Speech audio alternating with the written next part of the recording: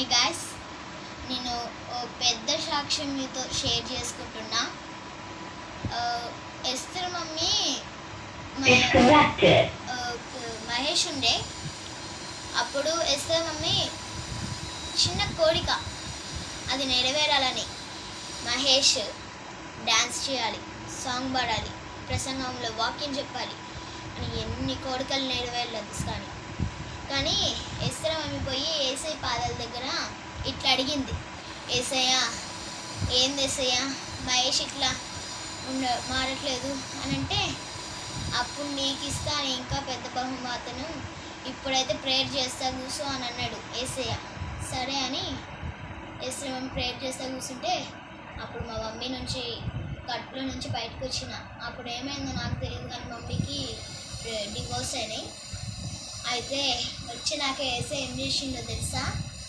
Esther మమ్మీకి, ఓ ఎస్తరు నువ్వు తీసుకో, కీర్తిని తీసుకో, వాడుకో అని అన్నాడు ఏసయ్య.